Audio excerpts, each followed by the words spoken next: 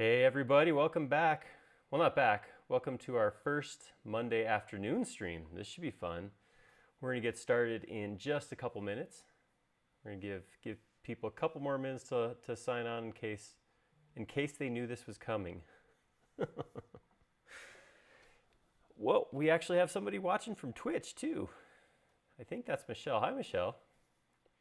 We have somebody saying hi from Ireland. Somebody put a flag up, but I don't recognize what flag it is. We've already got our first question. Awesome. Well, that's just to prep you all, what we're looking for is questions. So any questions you guys have about SketchUp, preferably in the realm of how do I model this, how do I use SketchUp, here's a model that I have an issue with, that sort of thing. That's what we're looking for today. If you do have questions with things like installing, authorization, that sort of thing, we can get you connected with somebody to help you with that. But I'll be honest, not my strong suit. So don't want to waste your time with that too much. Hello, Hungary. Hello, Houston. Oh, it's so cool. We got so many people on here. Hopefully everybody is enduring this the Corona lockup. All right. Hey guys, welcome to Monday afternoons rather than our normal Friday afternoons. We're gonna do a little bit different this time. With me today is Jody. Say hi, Jody. Hi, Jody. You know, sometimes you're not sure if somebody's gonna go for that one, but sometimes you know. I had a feeling I was gonna hear a hi, Jody. It's only Monday. I gotta get that out of the system. Oh, good. So we won't hear that next time. Yeah, we'll see. Probably. Okay. So yes, like I said, we are all scattered to our homes. Our SketchUp team is, so we're doing what we can to keep our community together and happy, and that's what this is about. So we're going to do some extra streams during this Corona lockup time. No, Corona, what do you call it? Shutdown? Quarantine? Social distancing. That's right. Extreme social distancing. I've got a whole house and potentially miles and miles of internet between me and you. Yeah, so we're going to do this thing, and we figured rather than picking a model and doing a lengthy model a couple times a week, we try to do some different stuff. So I thought maybe a Q&A session would be kind of fun. So I figured today we would spend maybe an hour. So I don't know, have an exact time on it, but we would spend some time, hang out, answer your questions, kind of the stuff we do on the forum, but we'll do it live. So you can actually send in models, that sort of thing. So let me share this real quick. I did create a topic on our forum. So if you have a specific model you want us to talk about or have a specific issue that you're running into, you can share it on the forum and I can grab that file and we can actually look at it together. So that's what we got going on there. So with that, let's hop in and let's say some more hellos and what do we got going on? So here's a simple one. Can I use SketchUp to do more civil engineering type products like roads and bridges? We actually have quite a few people doing roads and bridges and other civil works. Some people model stuff directly just in SketchUp. John Oltschold is a guy who does, I think he primarily does bridges in Colorado. Yeah, it does happen. SketchUp doesn't do like engineering analysis, so you won't do any weight calculations or anything like that natively, but modeling, checking dimensions, heights, volumes, all of that can be done directly inside of SketchUp. So it is a possibility and people are doing it. So that is there. Yeah, so like Chris said, it depends on your objective.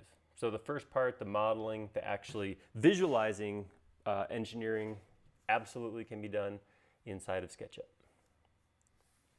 Hello, Norway. Hello, Sardinia. I don't know where that is. Hello from Germany. Lockdown. That's a better term for it. We are on lockdown. So I just suggested to my wife that this is basically like a lock-in for grown-ups. It is. She said it's not as fun. Well, you don't get to be locked in with like 20 other people. Like a lock-in when you're a Speak for kid. yourself. Well, that's true. I don't know how big.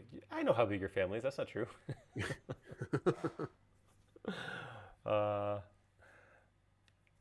What else we got here? So far, you're being pretty easy on me. Is there an extension that does site elevations?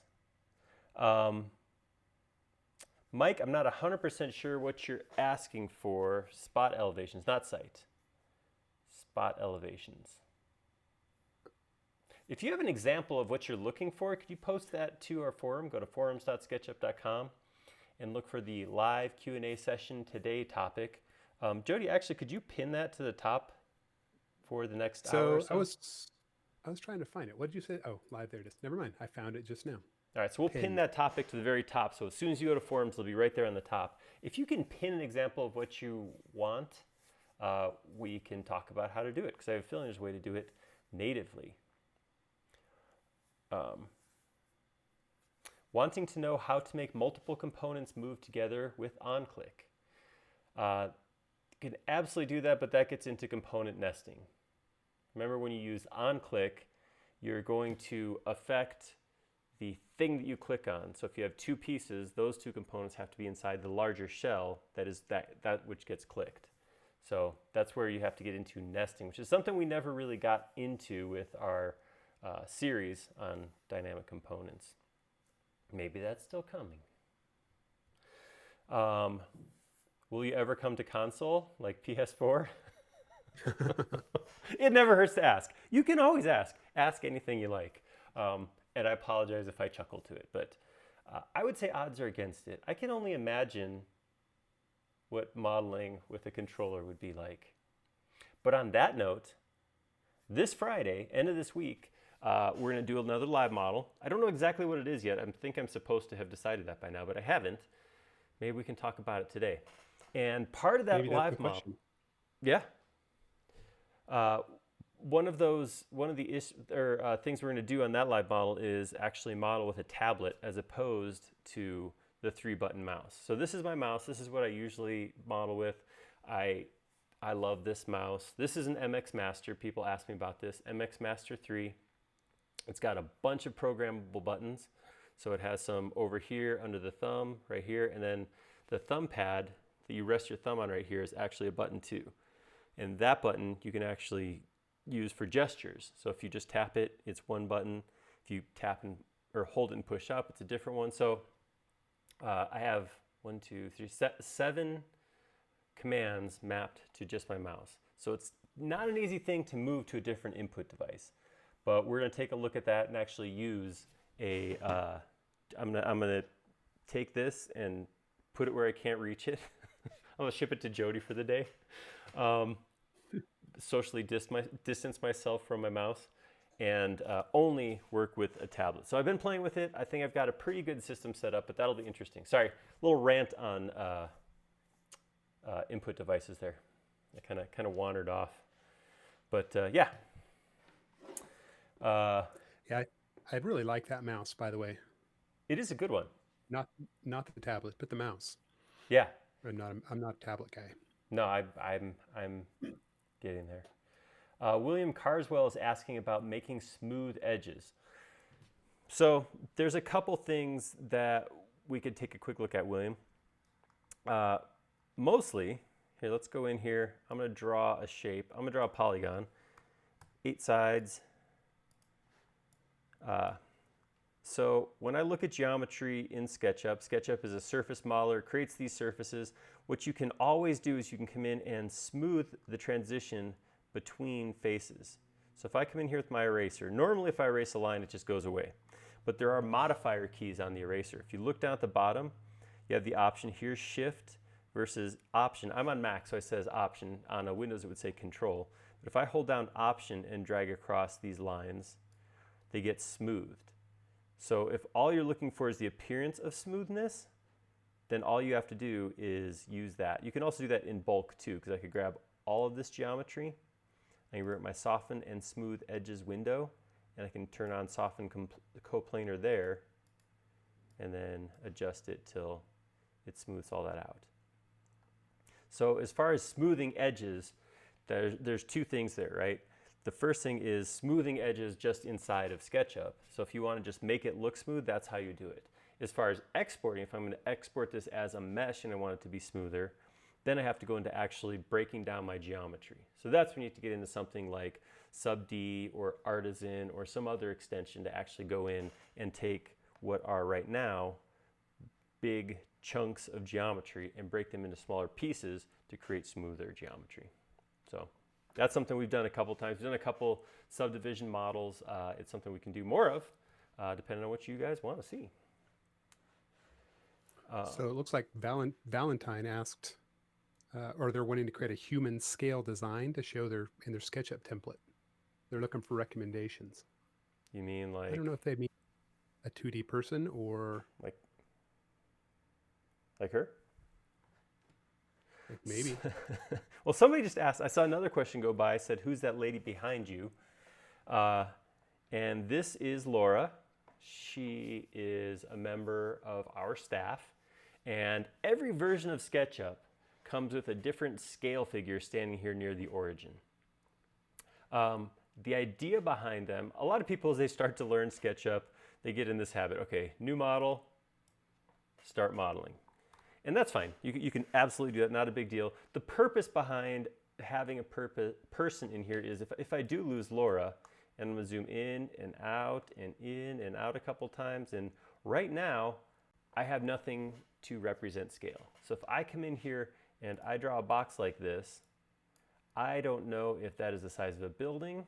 I don't know if that could fit in my pocket. I have no idea what that scale is for that 3D model.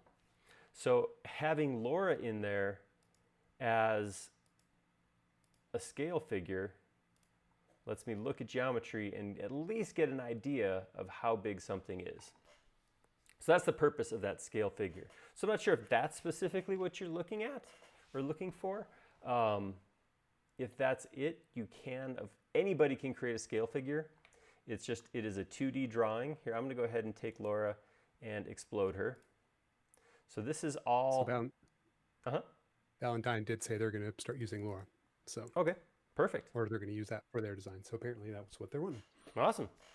Yeah, and there's a bunch of 2D figures. Actually, if you go into your components window, you can actually look at, I think we have a people, yeah, there's a default people list there where I can go in and look at 2D people and see from the 3D warehouse. I can download a bunch of different shapes. Some of them are blacked out like that. Some of them are colorful, but you can grab any of these, put them in there.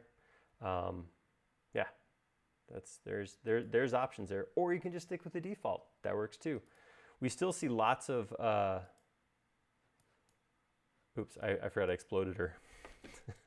All right, we'll just do that. There we go.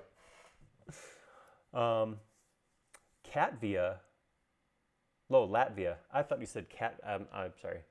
Hello, Guntis from Latvia. Martinique. All right. London, Canada, Bolivia. All right. So I found an old post in the forum from 2016 about spot elevations. Oh, so it's a thing.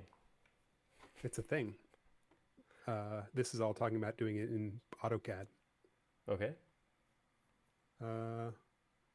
But I haven't figured out exactly how to do what they're wanting to do in SketchUp yet. But I'll at least post this link in the Q&A thread.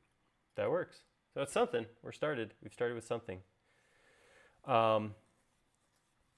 I did have a question, which, yes, you're right. We usually cover this once every live stream. So this right here is my 3D mouse. It's from the company 3D Connection. It is a Space Mouse Enterprise, and it is not a requirement for SketchUp by any means. Most people use SketchUp with just the scroll wheel right here. You can zoom in and out. You can move in 3D with the scroll wheel. That's one of the coolest things about SketchUp is actually how easy it is to move in 3D space. Having said that, I use a 3D mouse because okay, I need something back in. I gotta bring Laura back. Can't move around the nothing. All right. So one of the nice things about the 3D mouse, if you do a lot of presentation or you work while other people are watching, people who use SketchUp a lot are used to this. Let's zoom out, and that's spinning around. Let's zoom in, and you know, not a big deal. That can be a little disorienting or jerky to people who are watching who aren't familiar with SketchUp, and that's where a 3D mouse comes in. It just makes for a little bit smoother motions like this. The other thing that's nice about the larger 3D mice, like the Enterprise, it has programmable buttons all the way around. So rather than hopping my hand over here to use shortcut keys on the keyboard, I can keep my hand here more often and just use the shortcut keys that are right here. Just speeds up the design process, and like I said, it looks a little better if you're somebody who presents SketchUp a lot. A 3D mouse is a great addition. It will definitely make your presentations easier to watch, at least smoother. So I'm trying to catch up. Hello, whales. They're kind of hard to catch. I saw someone asked how to do, or if you can do accurate drawings for architecture. Absolutely. So sort of a trick question, I suppose. Yes, I can. Next question? No. So there's a couple things about, so a lot of times people come in, and we're gonna, this is kind of basic, but it's worth mentioning. We jump past some of this stuff when we do our live models. People come into SketchUp, you know, they grab the line tool and they start clicking around and they're like, oh, look, I can make whatever shapes I want. That's awesome. Not really knowing that there is very fine precision to be had with input. So when I come in and I draw a line, if I just start moving a line like this, I get this little length down in the lower right corner. So as I move line, a lot of times what people who are just starting tend to do is, okay, I want to draw a 10-foot line. I guess 10, they do this thing. That's silly. We wouldn't make you do that.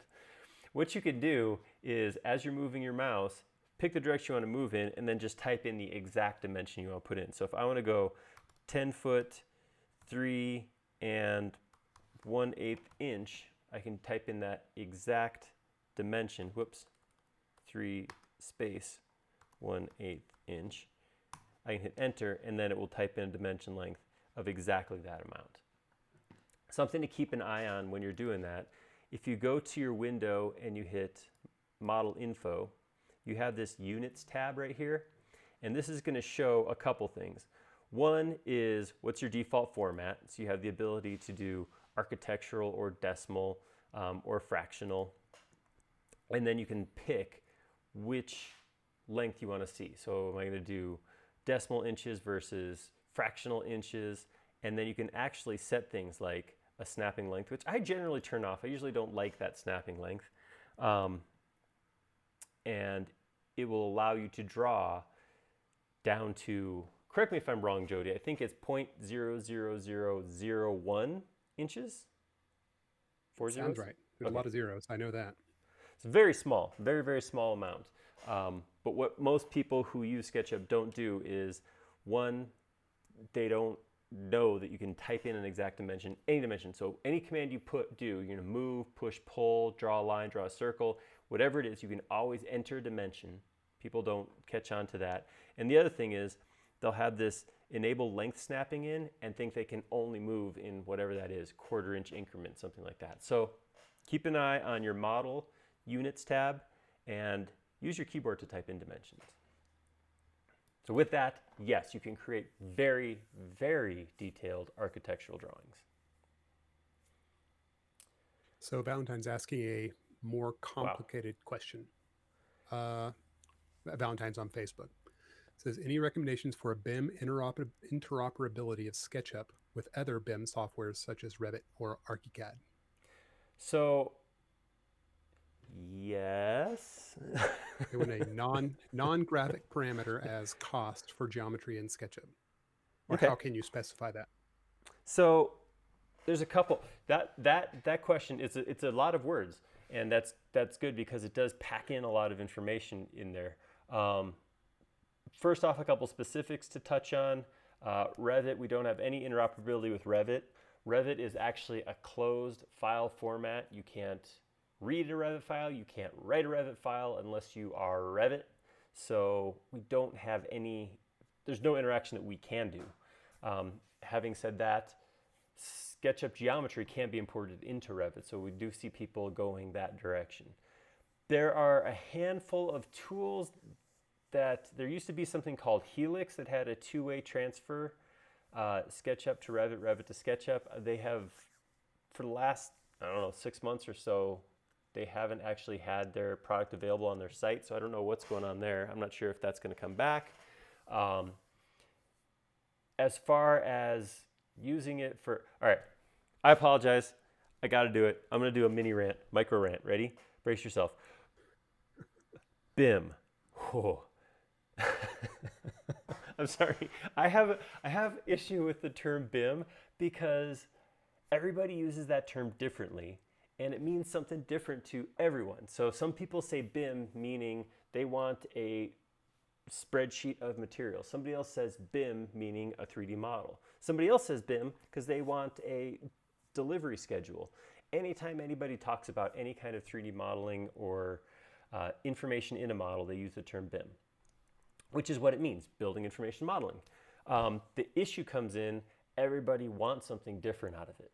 So going back to Valentine's question, and he specifically asked this, one of the things we can do when you create any component. So I'm going to come in here. Maybe this is a concrete wall section or something like that. I can make it a component.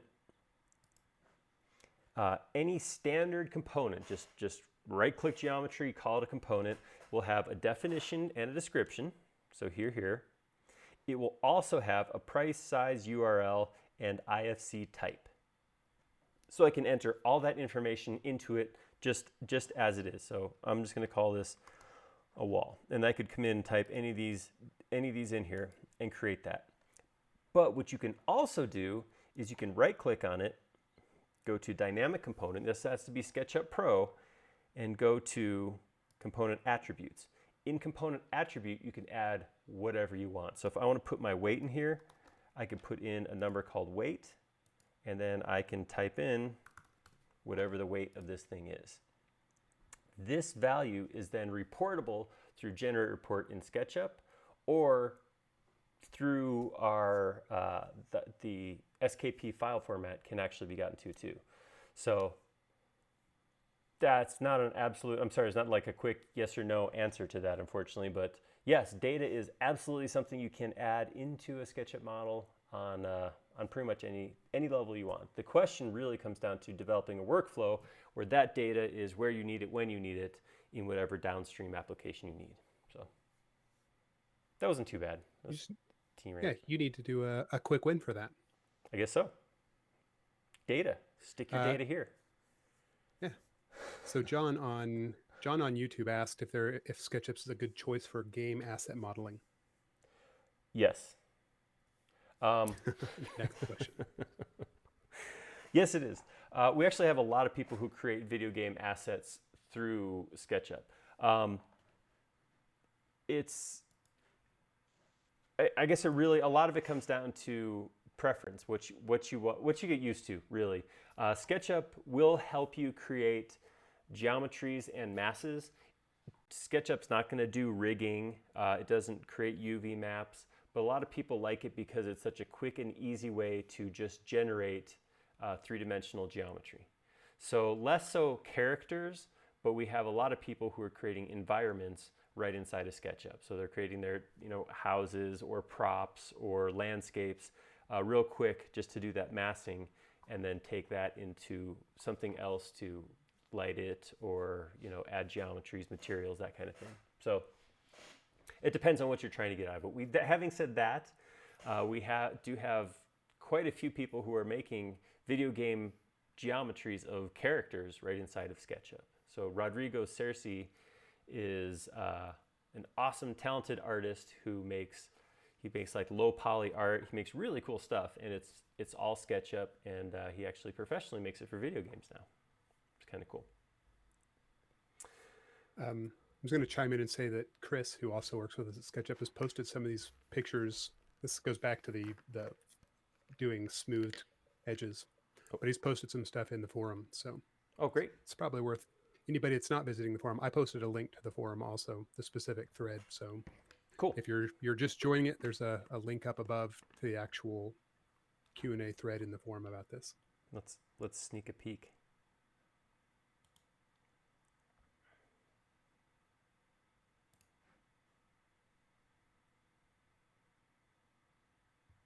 Yeah. Also, yeah, Curveloft is a really cool extension. I use that a lot. Be nice to get Frito to make some videos on how to do these things. Yeah, I know there's lots of buttons to push in there. Sometimes that scares me.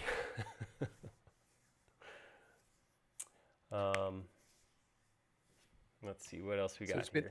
It's been asked twice now how cold your garage is today. Might be the same person asking from different platforms. I have a thermometer in here, but it's back behind the light in the camera, so I can't quite read it. It feels nice. I'm in just a t-shirt and jeans, and it's probably in the 60s, something like that. I had the space heater on earlier, so it's not.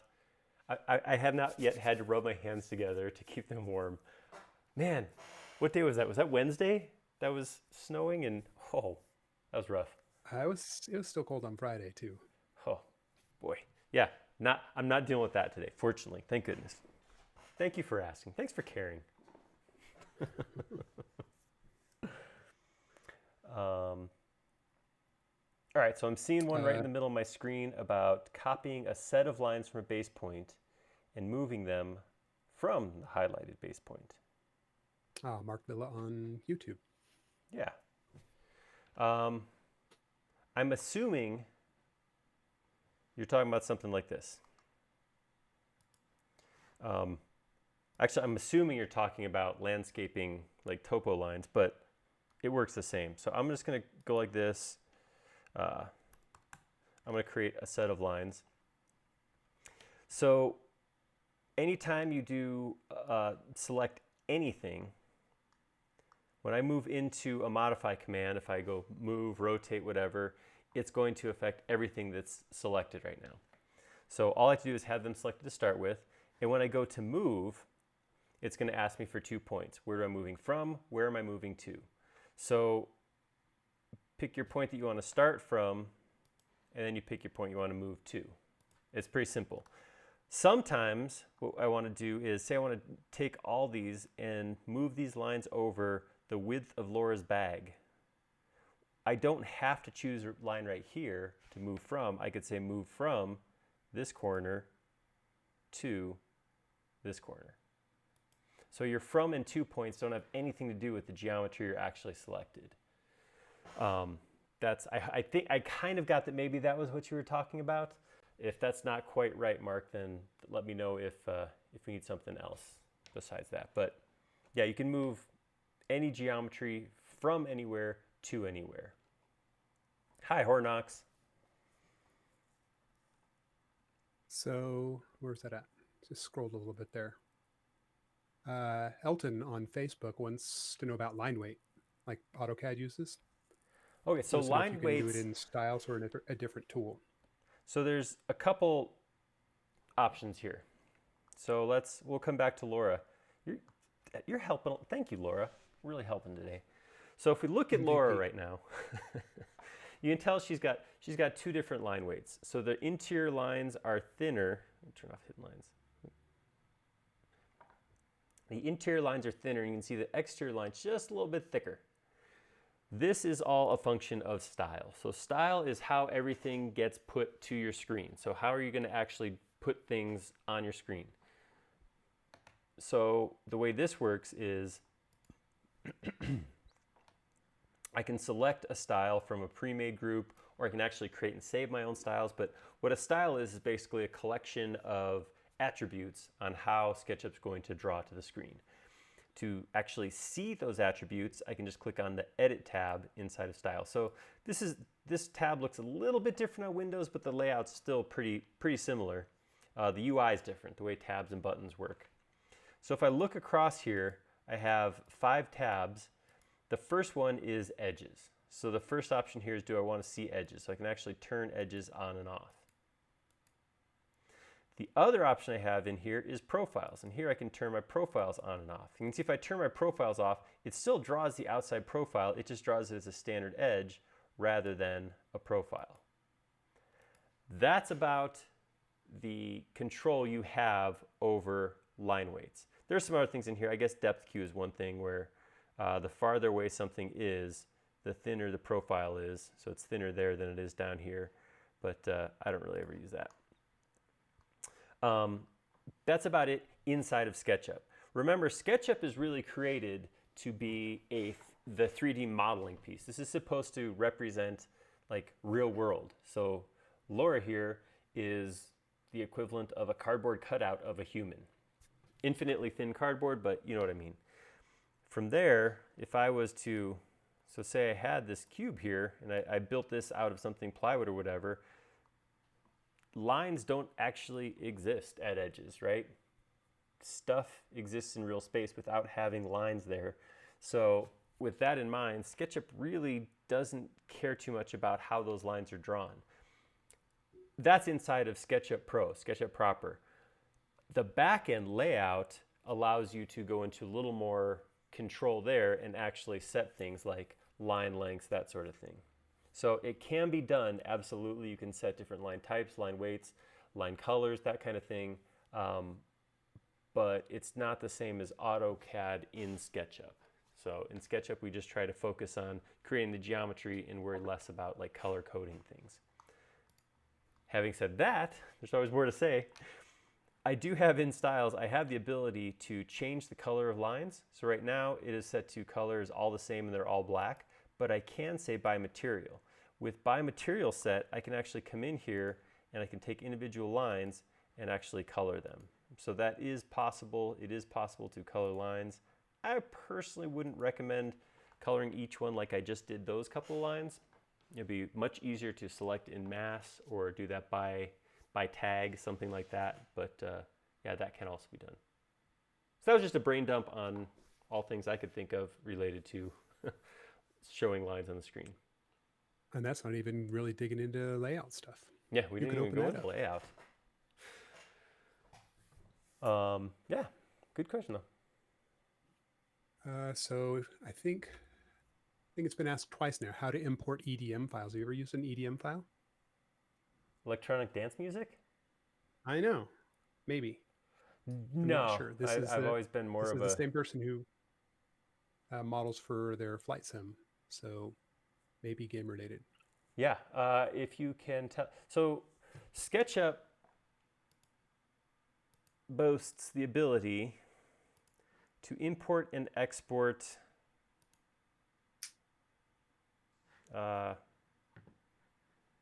oh, it doesn't, the new version doesn't show the list. Export?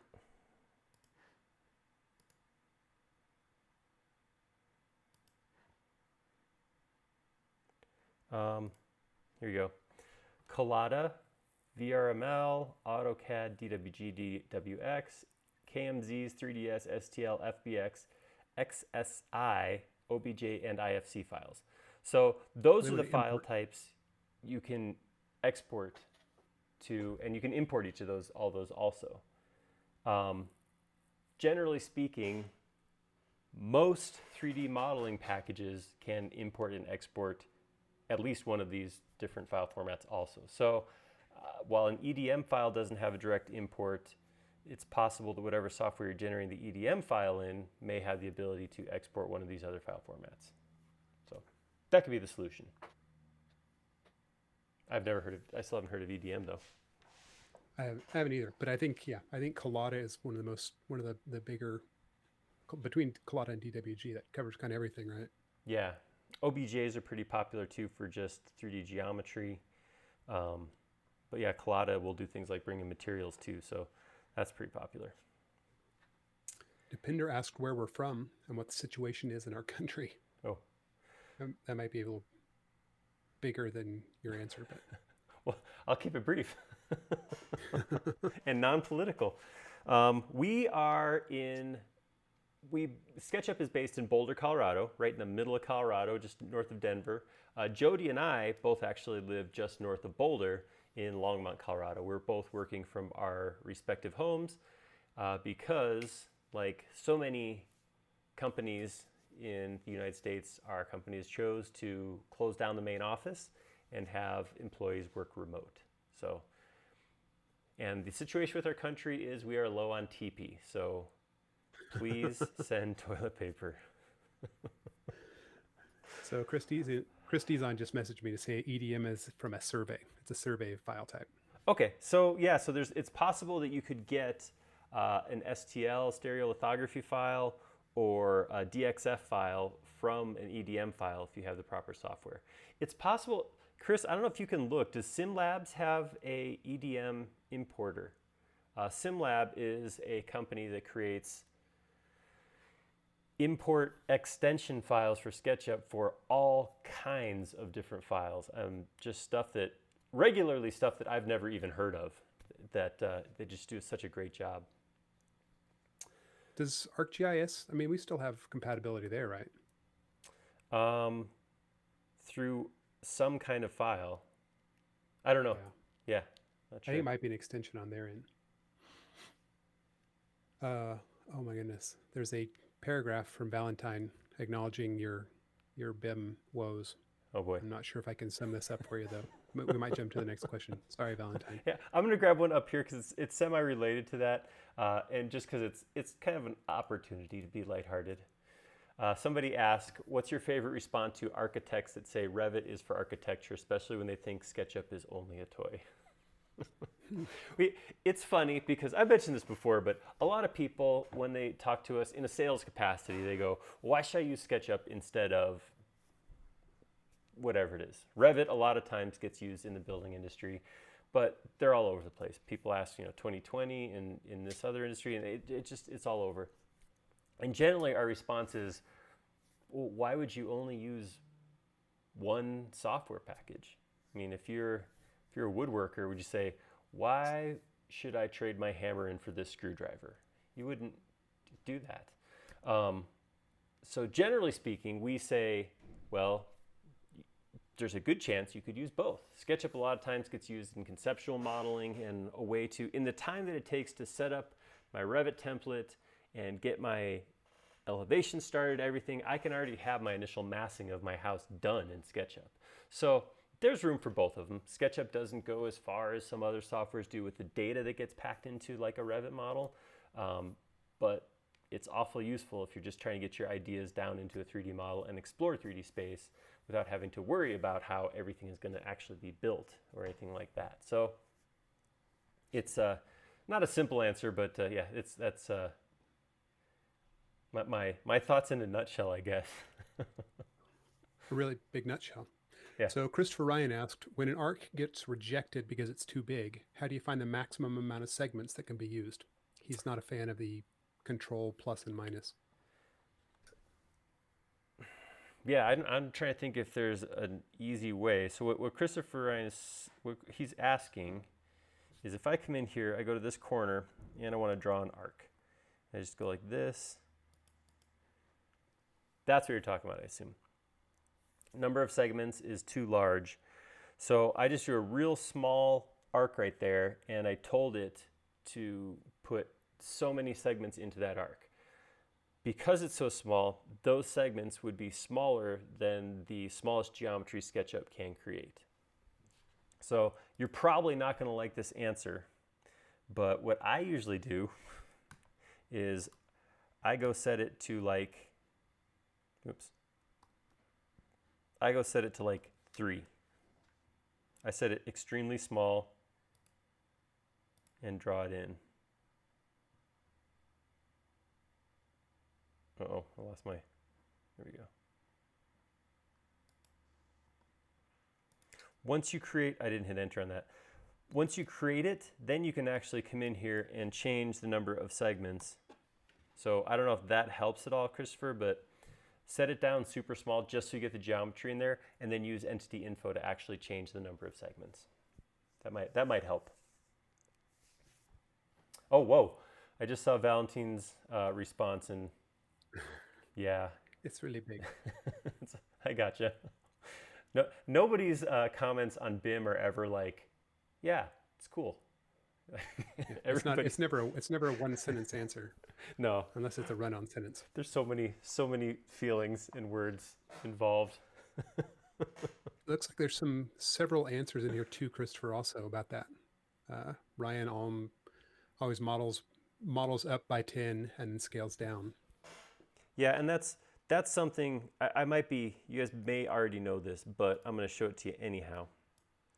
So if I was modeling something, we're going to go over to Laura's feet right here, and I'm going to put a little rectangle on the ground and like that. And if I want to come in here and put detail on this little thing, I'm going to pretty quickly run into issues. So SketchUp was created to be an architectural modeler.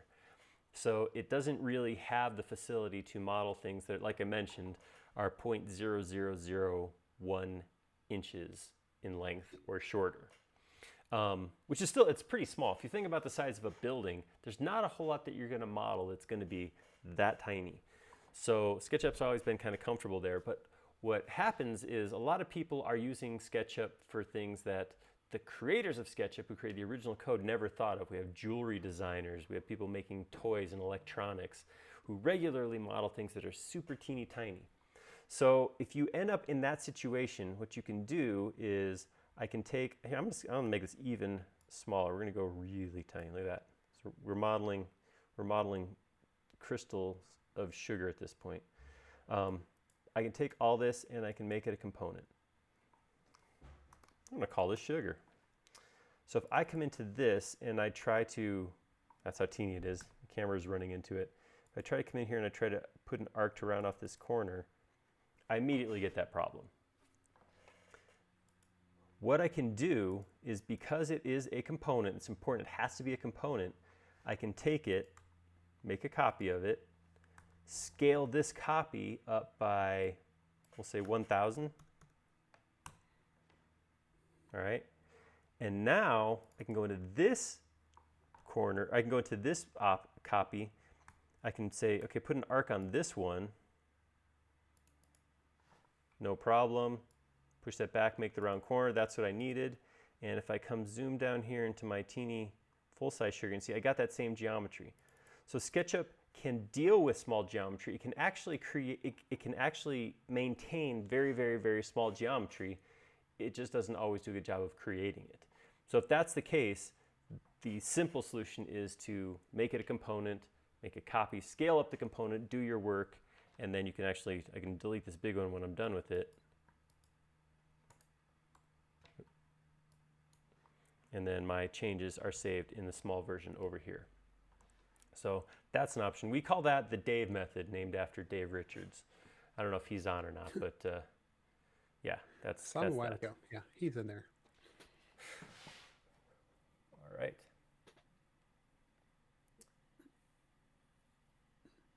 There's a lot of questions in here. Trying to find good ones. I've just started. What would be a good mouse to use?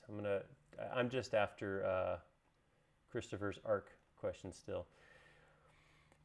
The nice thing about SketchUp is, as long as you have 3 buttons, so that means a left button, a right mouse button, and then a wheel in the middle, a 3-button mouse, as long as those buttons work and the laser moves under here, you're good. You can use whatever you want.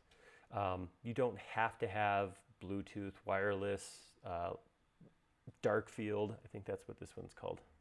Sounds fancy. Dark field technology. You don't have to have anything like that. You just have to have those buttons. As long as those work, you're good. You shouldn't have any issues. Like I said, once you get more advanced, then doing stuff like being able to have shortcut keys on your mouse is going to speed up your modeling process. But for the learning process, I would just go with whatever you have. I like, and Jody and I were just talking about this, we mentioned this before, I have a Logitech MX Master 3, and it has 7 programmable buttons, so I have my most commonly used commands mapped to that. So the nice thing about this is I can, with just this mouse, or with just my hand just on the mouse, see my other hand's, no, nothing up my sleeve. I can come over here and I can switch to drawing lines, erasing, select, move, push, pull, rotate, or rectangle without ever doing anything but touching my mouse. So that's a pretty cool option to have. But if you're just starting out, as long as you have a 3-button mouse, go for it. And I have our coworker Josh insists on, I think he calls them his $15 mice. His Dell is just a, and I think I actually talked both these guys into upgrading eventually, because I'm like, come on, you could do it, upgrade, let's do it. But Chris Dizon, who's on here also, they were big fans of just that wired USB mouse, and you get it whenever you buy a Dell or anything like that, and they just run forever. So go for it. 3-button mouse, anything else works. But not the mono button Apple mouse. Oh gosh, I tried to make that work and enjoy it, but man, the Magic Mouse, that little thing that looks like a little melted bar of soap, oh, I just couldn't. I couldn't get it to. Let's talk about something else. So Sebastian on YouTube's asked a couple different ways about bringing plugins into SketchUp or taking SketchUp out of the architecture space, like bringing in UV mapping or different kinds of plugins that might make SketchUp behave differently than an architecture tool. You have thoughts there? Yeah, I mean, the nice thing about SketchUp, and specifically when we start talking about extensions, is SketchUp is a great base platform for anything. I mean, it's just a great way to visualize in 3D. So a lot of those extension developers create stuff that lets SketchUp do things that like I would never have thought of. I just this morning spent some time using ClothWorks. I don't know if you've seen that, Jody. It's an extension that emulates cloth movement. So you take geometry and it basically treats it like it's cloth, allows you to drape it or hang it off of pins, and absolutely incredible stuff. Nothing I would have ever thought to do in a 3D surface modeling software, but really cool. So I guess really my question back to you would be, what do you want your SketchUp to be for you? I touched my face again. That's Dang it. question.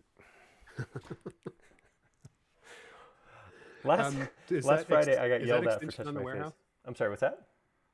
Is the extension on the warehouse, do you know? ClothWorks is not. ClothWorks? It's on the plugin store. Oh, okay. Sorry. I also keep smacking my microphone, so I apologize. Hold on. Are you smacking your microphone as you're moving your hand to touch your face? Apparently so. It's so bad. Oh, okay. So there's a lot of people asking how you learned or a good place to learn for each of the tools. So the best spot, and let's just jump back over here. If you just go to SketchUp.com, just did it again, touch my face, dang it. If you go to the resources button up here at the top, well, actually, these are great, all these places. So just to run through them, trainers will actually give you a link of third-party trainers. So these are people outside of SketchUp proper. These are other people who are professional trainers who can give you some training. A lot of these are regional, so you can find somebody local to you and they could actually maybe do online training. They could maybe come meet with you, but they're good trainers. So if you have something like that where you want to invest 2 days and willing to pay some money to get trained, that's a good option. The forums, I've already pointed people here. This is, as you start learning, this is the best way to get questions answered. This is not just manned by our staff. Our staff is on there, but we have a group of guys called Sages who are just crazy SketchUp enthusiasts who know so much. It's amazing to see how much they know helping to answer questions.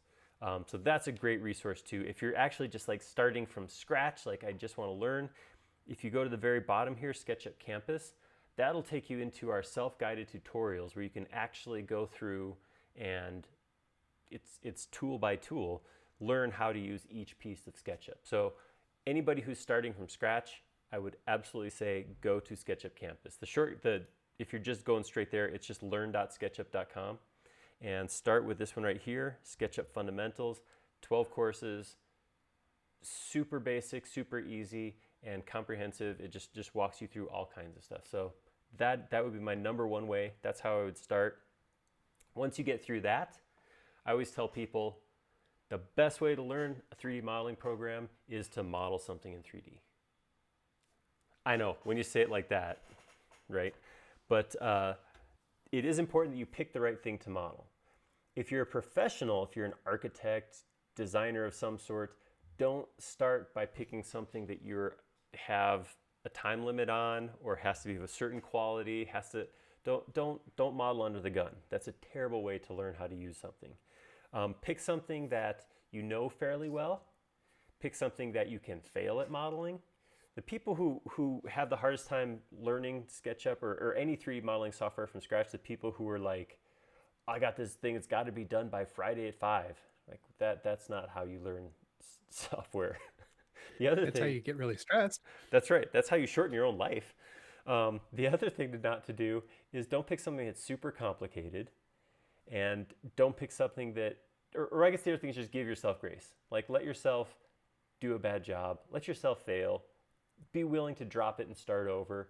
The other thing that I've seen people do, and I've done this myself too, this one, I am guilty of this, is they pick something that's super important to them. Like, like we're, I don't know, modeling the baby's room or something like that. Don't do that, because that's too big. That's too much pressure on it. Just keep it simple. Model something that's fun, that you know. Pick something on your desk and model it, something like that, but just take it easy. So that would be my suggestion, is start with learn.sketchup.com, then start modeling your own project, refer to the forums, and check out our YouTube channel, because that's where we put up a lot of content, and that's kind of casual additional learning opportunity. So there are a couple good ones popped up here. One of them was basically just looking for some tips using section planes in 3D geometry. Awesome. Yeah, let's go open a model. What do we got here?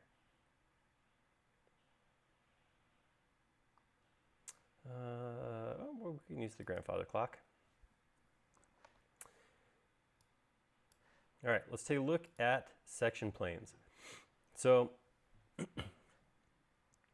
going to start by just putting, I haven't used section planes since I updated to 2020. Oh, hope it's still there. We still have that, right? I'm pretty sure. Oh, man. You can download it. Oh, there it is.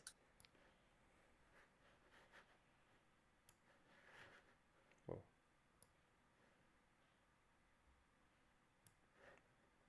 Okay. The way section planes works is this. So I click on section planes, and then I get a default section plane stuck to my mouse. As I mouse over, it's going to snap to different planes. Don't worry about the actual spot you're snapping to. Doesn't matter. All you want to do when you first place a section plane is pick the surface that it's parallel to. So generally speaking, that means snapping to the red, blue, or green axes. So I'm going to go ahead and place it. Once it's placed, it's going to ask you, what do you want to call it? And then it's also going to ask for a symbol. It's actually going to put a little symbol in there that will be called by layout. So when you actually go in and see a section plane layout, it will have this label on it. I hit OK. All right. So like I said, you don't worry about getting it in the right spot, because once you have that plane in there, you move it just like you would anything else in SketchUp. So I hit move, and I can grab that and I can drag it wherever I need to in the model. I think a lot of people get hung up on section planes because they want to place it perfectly, exactly whatever, but you don't have to worry about it. Get it in there first.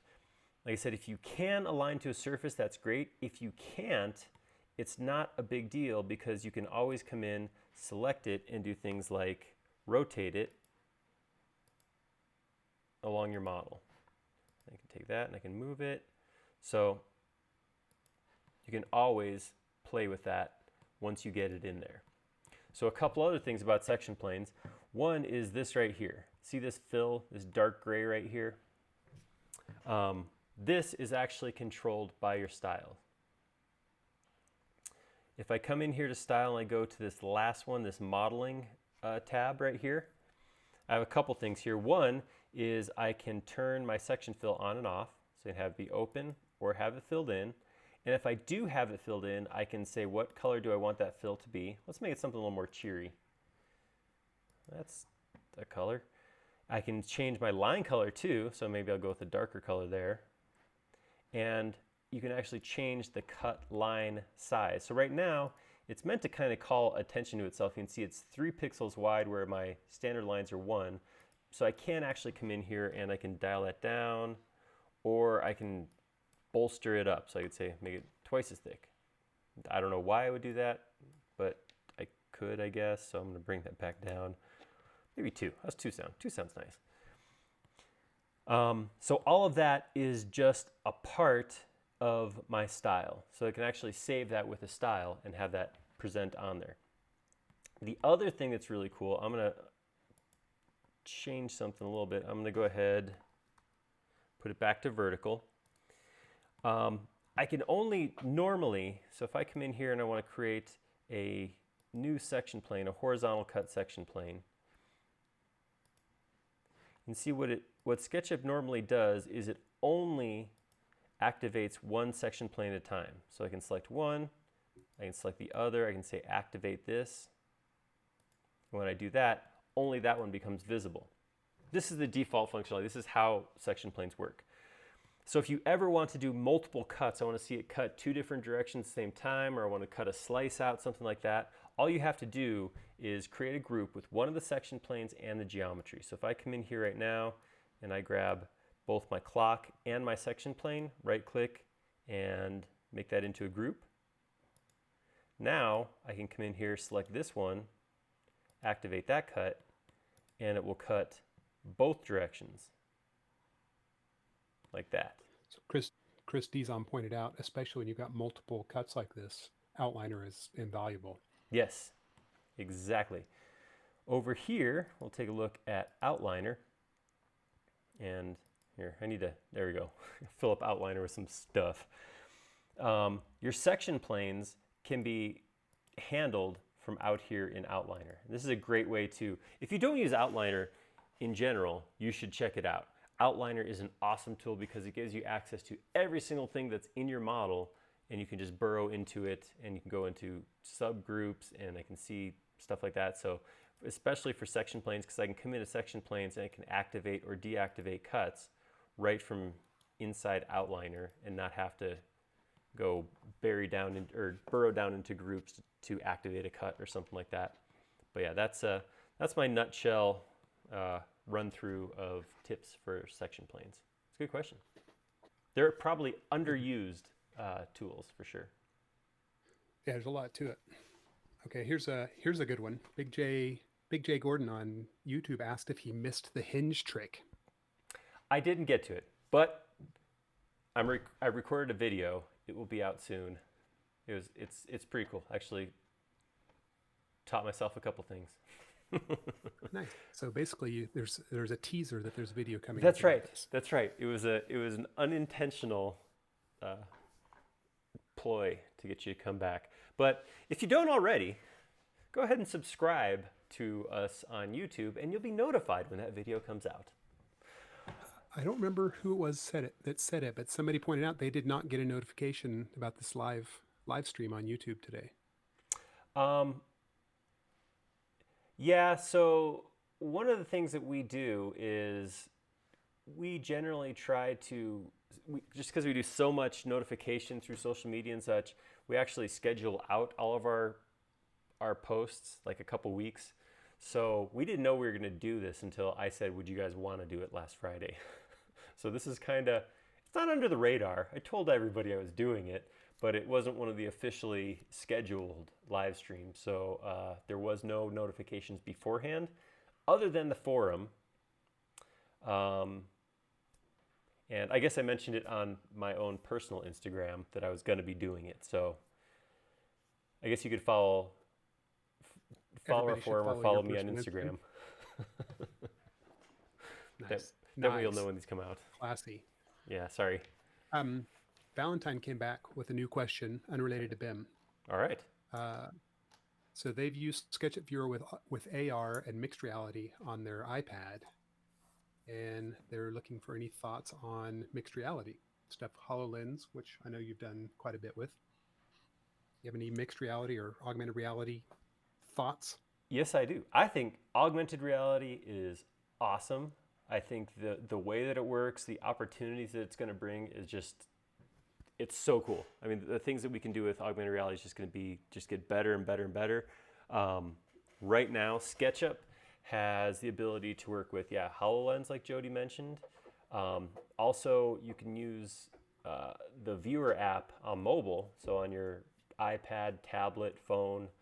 You can actually use if you're a subscriber, you can actually use the AR option on that. And what that does is it actually scans around you and lets you place the model, and it anchors it in reality. So then you can walk around and look at it, which is really cool. With the HoloLens takes it a step further, and that's where you can actually interact. That's where you can use gestures to interact with the model, or rotate the model, move through the model, explore it, that kind of thing. Right now, everything we have is viewers. Most of those tools, the hardware, isn't quite up to 3D modeling yet. It's something that we would love to move towards that. But right now, it is exclusively like looking at the model, moving through the model, interacting with the model.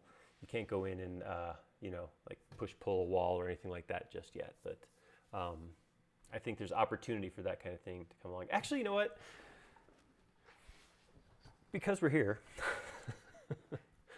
I've had that question a couple of times, is why can't I go in and model on the HoloLens? And I was thinking about that.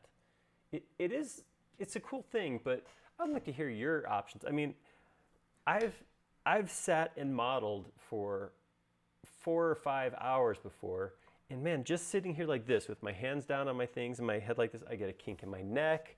My wrist starts to hurt a little bit. My shoulders get tight. I cannot imagine for several hours doing this with a 6-pound. I don't know that I want to model in AR. That's just my personal thing. I mean, you guys, I'd love to hear your thoughts on that too. I of Maybe course you just don't want to for hours at a time. Yeah, I guess maybe that would shorten your modeling sessions to like 15 minutes at a time or something like that. I don't know. But yeah, I would be interested to hear in what you guys would be interested in, because I don't know that I could do AR for the same amount of time I can sit and work in a SketchUp model.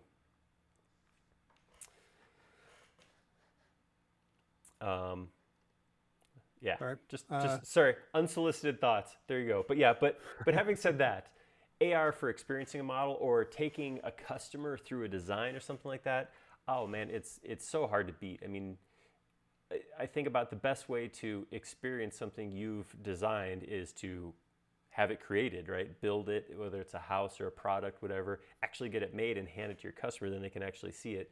And that's where stuff like prototyping, 3D printing comes in to play. But next best thing to that, and significantly less expensive, is to walk around light and pixels and like actually look around. We get caught up as design professionals. We forget that maybe looking at a 2D plan or even a 3D model on a screen, a lot of people don't have context for that. So, I used to say with looking at plans for houses, I could look at a plan and go, wow, that's a big entryway, or that bathroom's really small, just by looking at the dimensions and seeing the space. A lot of people can't do that. Same with looking at a model in 3D. They're, well, how big is that?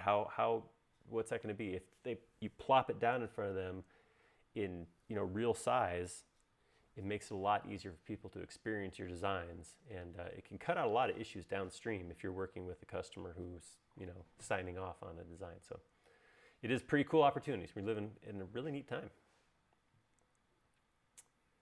I lost my YouTube feed there for a little bit. Oops, I ranted too hard.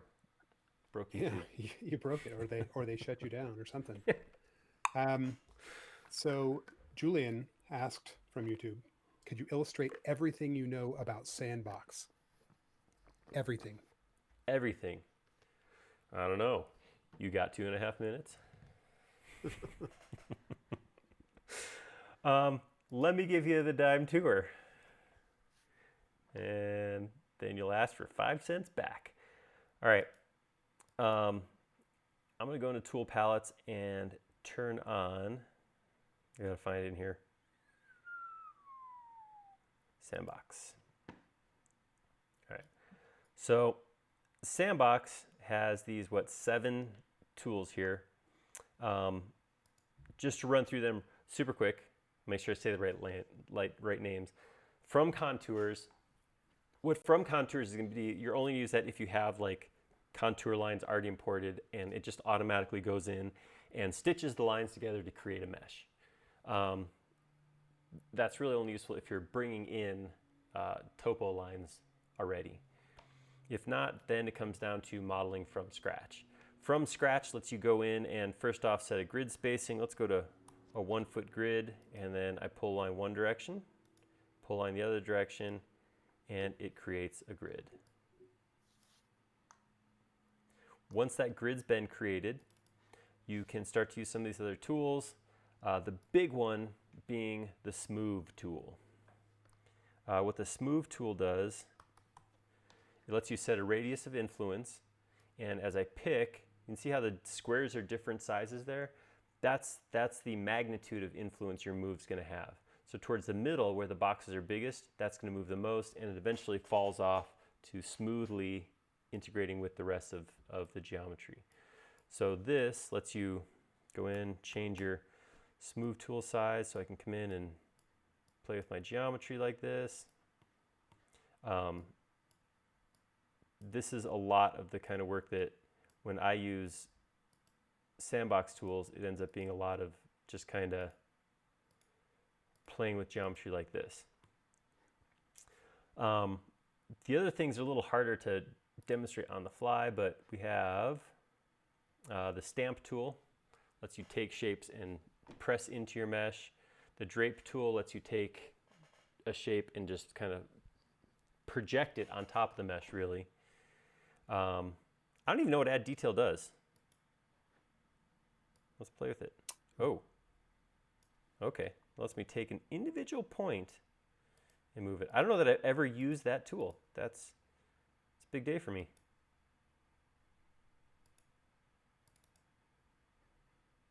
Huh, that's cool. A little fine tuning there. I usually just use Smooth and just make it real small.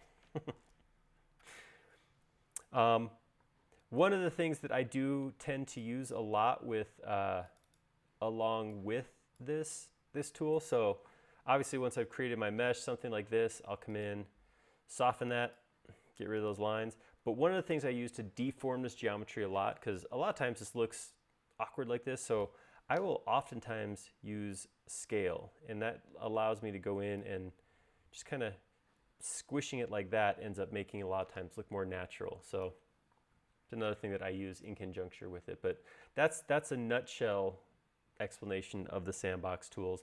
I don't know that we have anything on Learn about Sandbox, but that's a good idea for some skill builders. We could do a comprehensive walkthrough of each of the tools. I would write that down, but I left my notepad at the office, so. Oh. As soon as we get back to the office. There we go.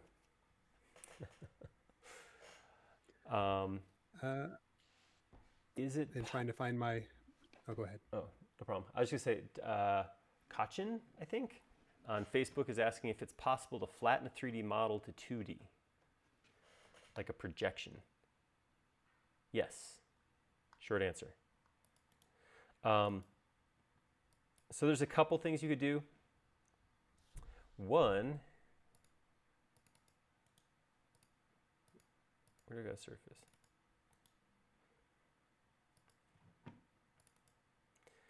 So if I look directly at this surface like this, I can go to parallel projection. So that puts me staring straight onto geometry. So if I wanted to make this into 2D geometry, if I want to take it and just have it be flat like that, there's a couple ways to go about it. What I would do, my suggestion would be to take this into layout, generate a DXF drawing and then re-import that into SketchUp. There is also, is it make? I want to say it's Make 2D. There's actually an extension that will let you, I think you do something like this. I think you create a plane and then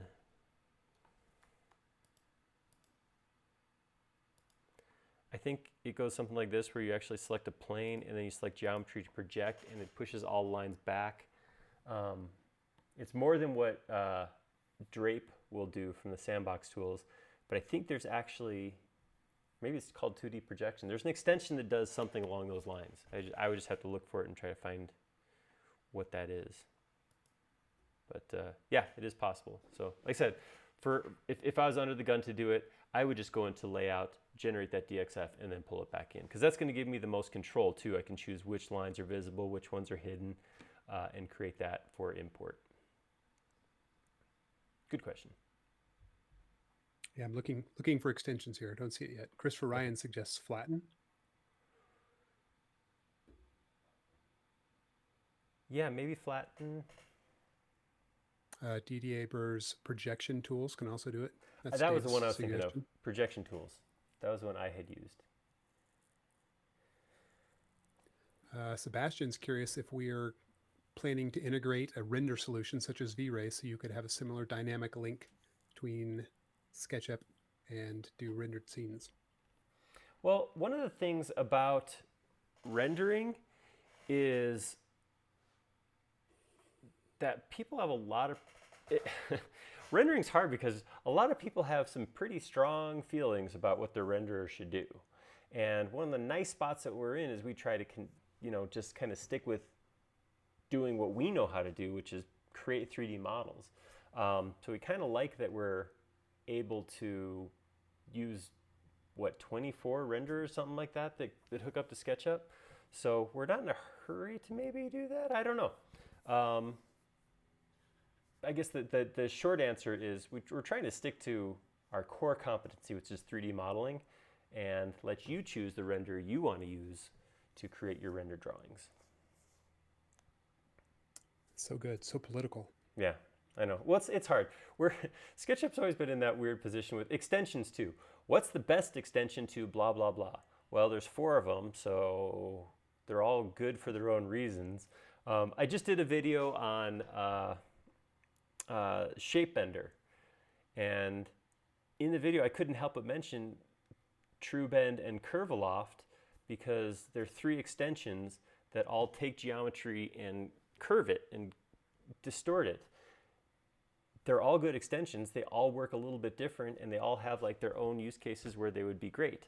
So it's hard because there's so many options out there for that kind of stuff. So rendering is more than any other extension group. There's a lot of choices. Yeah. So I mean, his suggestion, Sebastian's suggestion, is to have a dynamic link like between SketchUp and Layout, which would be neat. But again, it's hard to please all the people all the time. Yeah, that's a rough one. That's almost don't talk religion, politics, or rendering. That's how I live my life.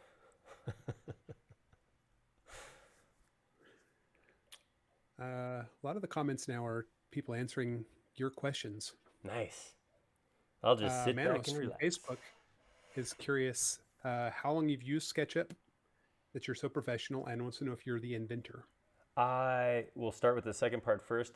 It is not my product. I have worked at SketchUp I'm going on 5 years, 5 years in August. And I feel super lucky to be able to be here and get to represent SketchUp and with all you guys. This is kind of a dream come true. This is awesome. I've been using SketchUp for, when did version 7 come out, Jody? 40 years ago. I don't know. Seems like a long time. I don't know, 12, 13 years, something like that?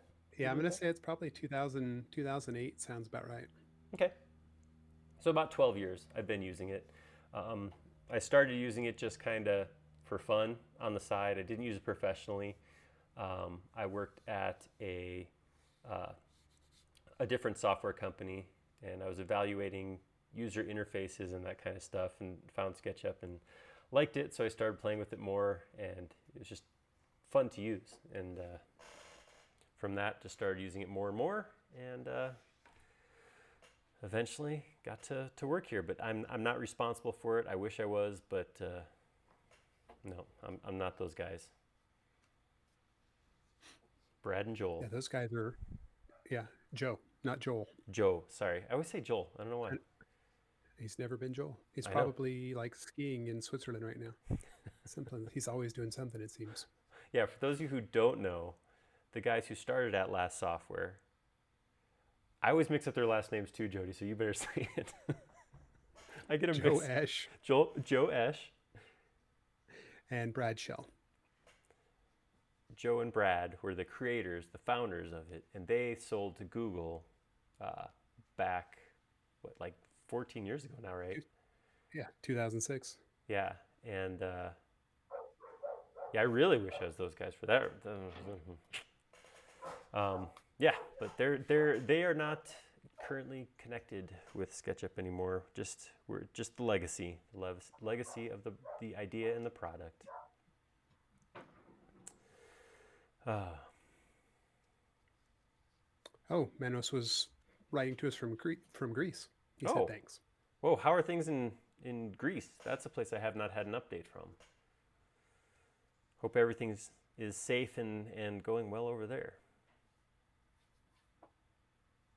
Some fun new answers coming in here. Pepakura Designer is a STL model.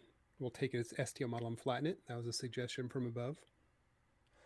Yeah, but what that will actually do is that'll actually take your curves and like flatten it out like that. I guess that's what I was thinking you meant, like take it and project it to flat.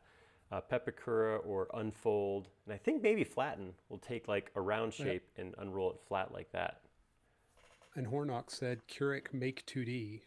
That's another one that I have seen. Yeah, I don't know if you guys, anybody out there follows Curic, but he is definitely a guy to keep an eye on because he cranks out extensions like there's no tomorrow. And a lot of them are simple. Like I use this mirror extension all the time. But man, he just makes some stuff and it's just good. It's just good and simple, and not the other extension developers are not good. There are a lot of great extension developers, but he cranks out a lot of things, and he's fairly new compared to a lot of our extension designers too. So definitely a guy to keep an eye on. Bring new blood in. Yeah.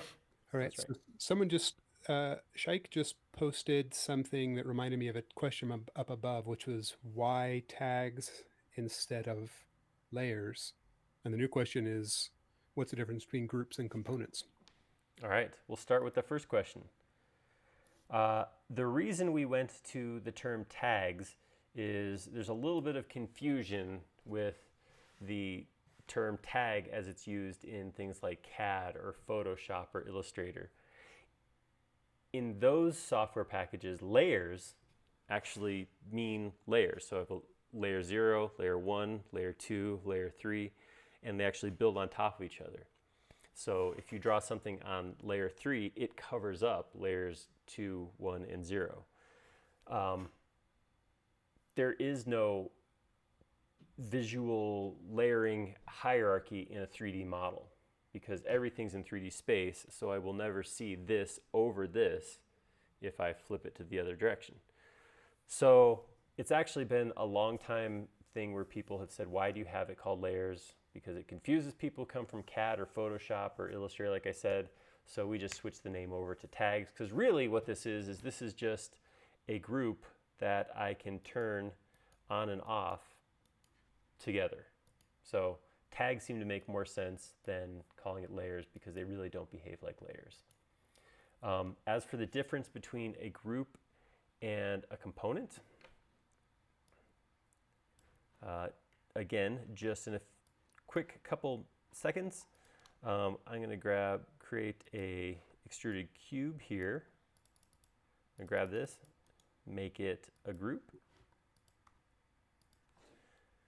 make a couple copies, And then right here, I'll make a cylinder.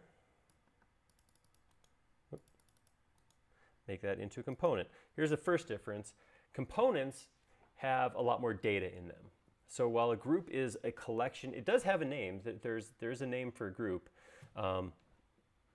But a component will prompt you to ask for a definition, description, these other tags. I can also do things like set a glue to value for a component, so it'll like stick to a wall or a floor. I can make it a face me like Laura here, so she always faces the camera. I can do all that stuff with a component. The other thing that's different is there's actually a link between components that there isn't with groups. So if I open one of these groups and I push pull and make this shorter, all I did was make this one shorter. The rest are the same height. If I come into this component and I start making changes, you can see all copies of that component are updated as well. So that's components versus group in a nutshell. Good question. Thanks. Thank you. Okay, so here's one. I'm not sure. It's asking about using an extension, though. He said demonstrate the mirror object extension. That's a request. Oh, yes. Yeah. So I talked earlier about Curic Mirror. Let me create something non-uniform.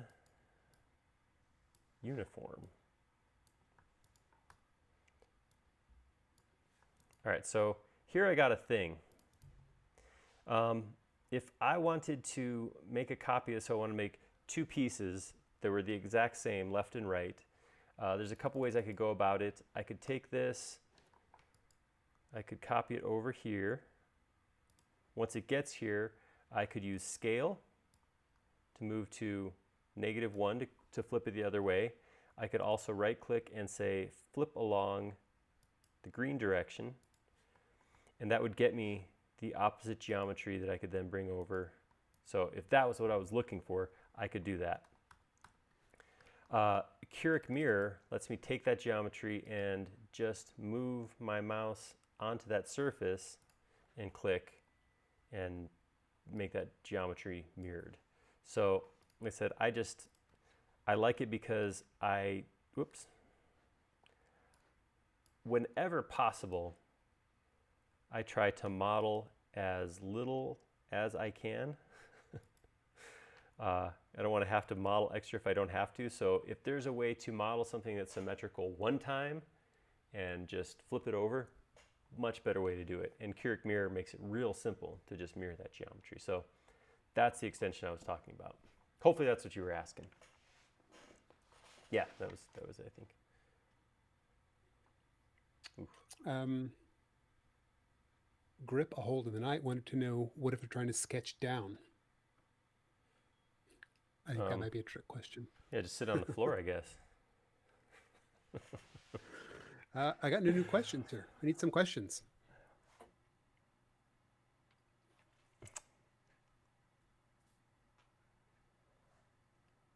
Wow. Yeah, I guess we nailed it. Got it all. Hour and 22 minutes. Someone did ask, Maraconi asked your thoughts on third-party extensions to be more useful than native tools. So here's my thoughts on that. That is a question that's asked a lot, and I think there's a lot of amazing extensions out there. I mean, there's some stuff that does things that, like, I just never would have thought to try to do. Like, I mean, Clothworks is an example. We were talking about that earlier. I never would have thought to use SketchUp to simulate cloth movement and gravity and all that stuff. So cool, awesome. And really to simulate what it does with native tools would just be painful. It would be rough.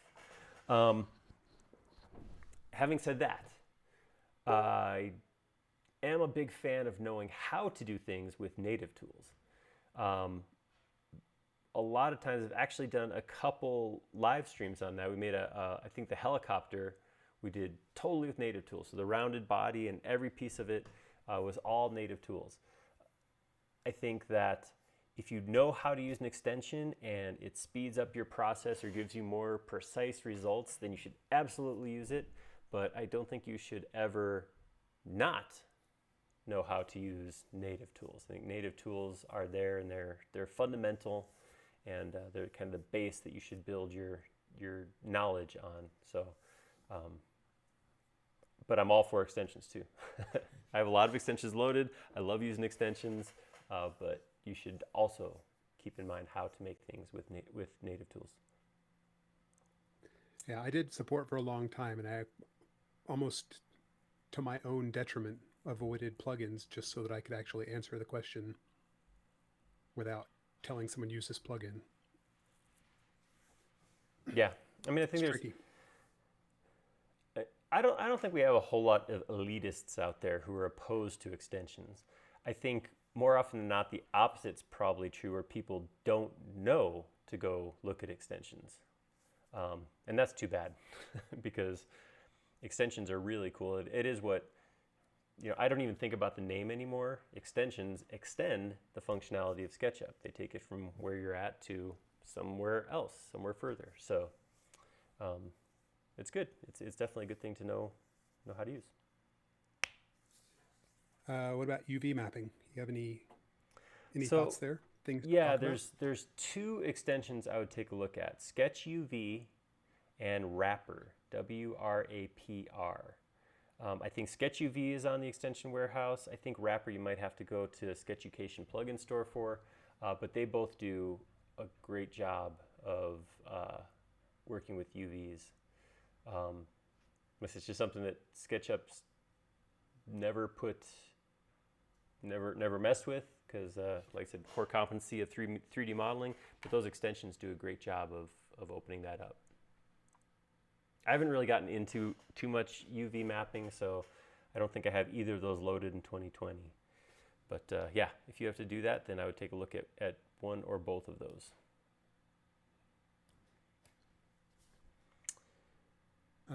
Okay, when I'm using, this is Merlin on YouTube, says when I'm using push-pull, sometimes a hollow space is formed.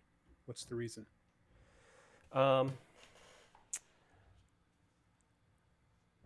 Probably has something to, that's one of the things I've absolutely seen it before. I struggle to come up with, how do I make it happen?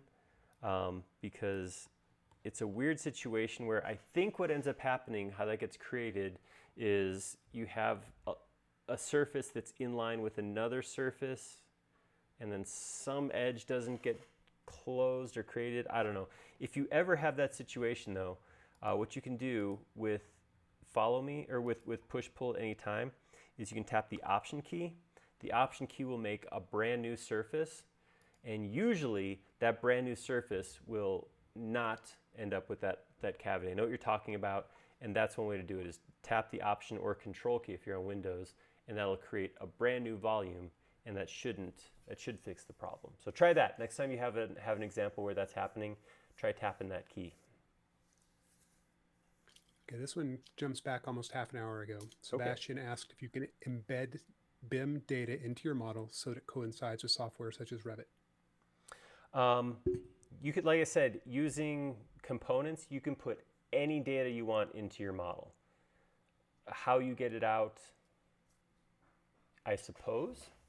You can export IFC files from SketchUp, so if it's standard IFC data, you could tag that, and then anything that reads IFC could come get it. I don't know. I don't really know. It's been so long since I've used Revit, I'll be honest. It's probably 6-7 years ago last time I was in Revit. So yeah, I can't talk to what a workflow specifically would look like or how to get that to that data, but you can put that data there. You can put any data you want into a component. So it's kind of one of those, yes with a shrug. You can put the data there. I just can't tell you how to go get it.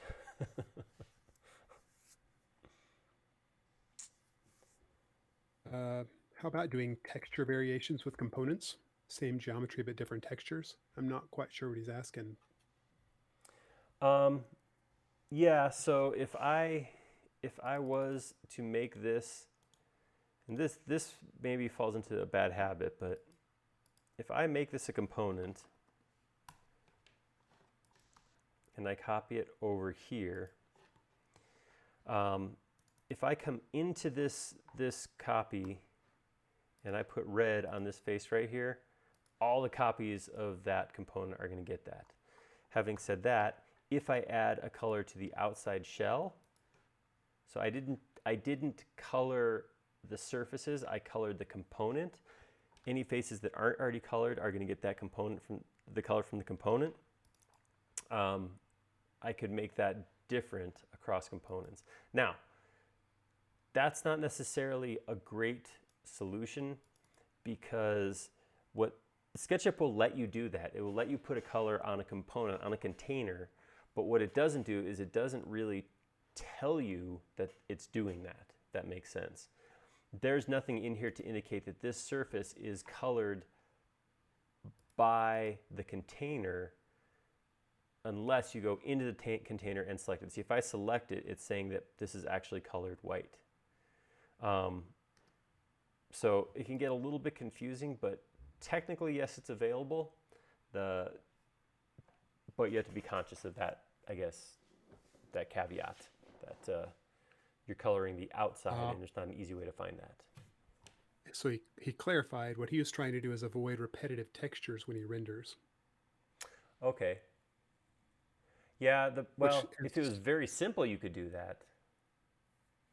But okay, this might actually sort of fit in with Sebastian's other question, which is methodology you suggest for someone who wishes to expand their patterns hatching in the material library, which is slightly related, at least it's playing with textures.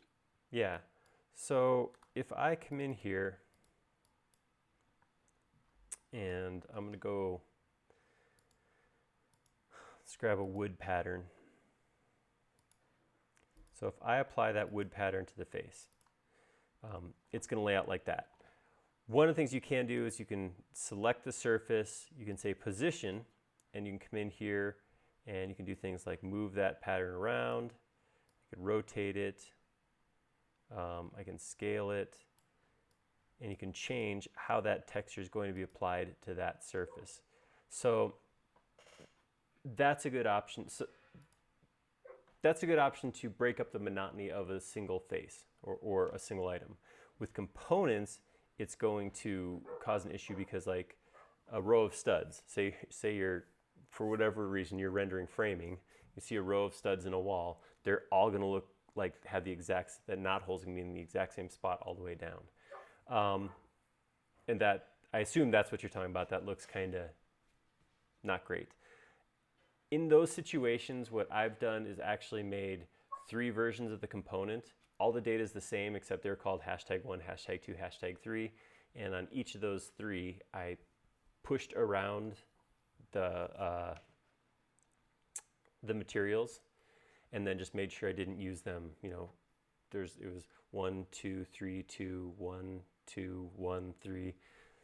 They were out of, not next to one that matched itself. So that's an option. The other option, of course, is to, at that point, make them unique, because that's something you can also do, is I can take a copy of a component, say make unique, and now when I come in here and I color a single surface, it's only on that one. The problem is, because it's unique, if I come in here and make a change to this one, it's not going to be reflected in this. So that's really comes down to your workflow. When do you want to break that connectivity between components? But that is the other option. Dave also suggested, at least for wood textures, he said he always uses larger textures than the faces they need to go on. Yeah, Dave, I believe, correct me if I'm wrong, Dave, but Dave uses a lot of photo textures that he takes himself. So go out, take a picture of a piece of wood, and then scale that so it's bigger than the actual surface. And that's a great solution to get nice, clean materials on there. Christopher Ryan had a... Oh, go ahead. Oh, go ahead. I was going to say, Christopher Ryan had a question about arcs real quick. Mm-hmm. I'm going to show you a couple examples. So he's saying, how come I don't get tangent? I just get lines. Tangent will only show up if there is... So I'm going to just put this in real quick. See, that's tangent to both edges. That only shows up if there's a line, clearly a line to show tangent to. So what ends up happening sometimes is you have something like this, and I come in and I draw arcs going from there to there. It doesn't know of these 3 lines, what am I trying to pull tangent off of? Same thing here. Where am I trying to pull tangent? So I just get this dotted line, and then it doesn't try to figure tangent for me. That's most likely, every time I've had that problem, come in here, temporarily delete these lines, draw my arc, and then I can come put these back in. So I would guess, if you're seeing that, it's something along those lines. Something along those lines. All right. Sorry. Okay, so jumping back to Sebastian's, because I said it might be related, but in fact it wasn't. Sebastian's wanting to create hatching patterns that print better, because geometry prints really well, but a lot of times textures do not. Okay. And you want them to not be the same one to another?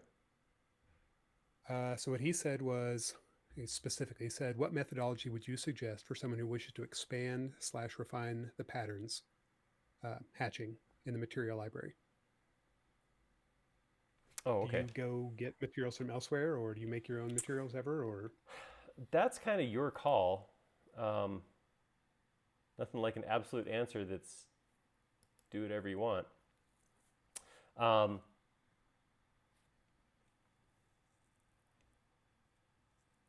Oh, Sebastian said from layout.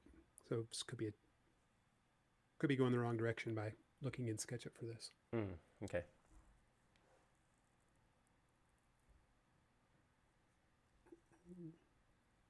Record these chats. Lawrence wants a way to turn off inferencing while drawing lines off grid. You have any way that you deal with avoiding inferencing? Yeah, it's a tricky one because people don't realize how important inferencing is to SketchUp. That's right. People have asked that question, and it's kind of what makes SketchUp SketchUp is that inferencing engine.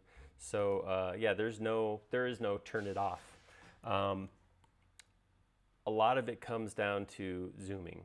So if you're in a spot where inferencing is messing with the spot you want to snap to, just with your 3-button mouse, just give it a quick scroll up. You'll get in there real tight, and then you can snap to wherever you want. Remember, inferencing is relative to what's on the screen. So if I'm zoomed way out like this, it's going to be real hard for me to get to the points that I want exactly. If I come in a lot closer and I get to the point that I want to inference to, it's going to make it a lot easier. So anybody who struggles with inferencing getting in the way, I usually assume that means they're probably trying to do something from way too far out and they can't get to the points they want to get to. So try zooming in when inferencing is arguing with you. The other thing is to use arrow keys too. Arrow keys will snap and force your cursor to stay on a specific dimension or direction. So that can help too. So he said that the question actually, there was a specific to, it would like tracing on imported images. So that might offer up a different perspective on your answer there. Definitely zoom. So as you're tracing around a footprint or whatever, get in here and click to your points. I'm assuming you're talking about like an architectural floor plan where you've got, the half-inch of sheathing and then, a gap where the vapor barrier, whatever, where what should be just a 4.5-inch wall ends up being like 6 lines. If that's the case, just get in close and click to the point you want, because it's pretty frustrating to have it jump around to all those different points. The other thing, if you're importing geometry, importing a DXF file, something like that, try to control what you bring in. If you have the ability to fine-tune the file before it comes in, if you can export just the lines you need, that can help sometimes. Pulling in a file that is just your exterior framed walls, for example, versus everything that's in a model can make or break the experience of tracing that. I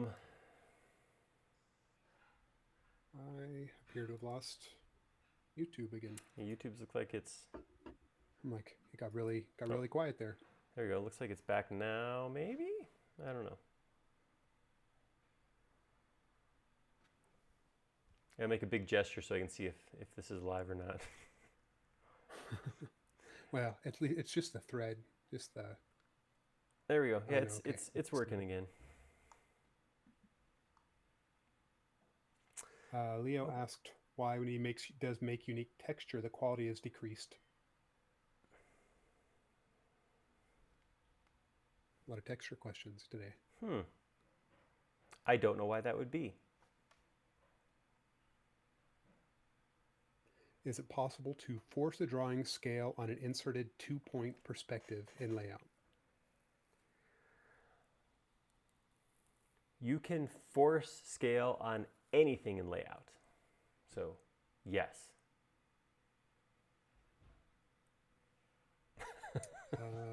That's it. Yes. You can actually just go up to the model model info or drawing info, model, I don't know. The one that shows you information, and you can actually just pick the scale, and then I usually click the preserve scale on resize button as well, and then it'll hold that scale forever. Yes. So here's a good question, which is sort of a gateway for you. It said, is there a key assignment for the sample paint? This would be a great time to talk about assigning your own shortcuts. For the sample paint, I don't know what sample means, but you know how you can get an eyedropper? Ew.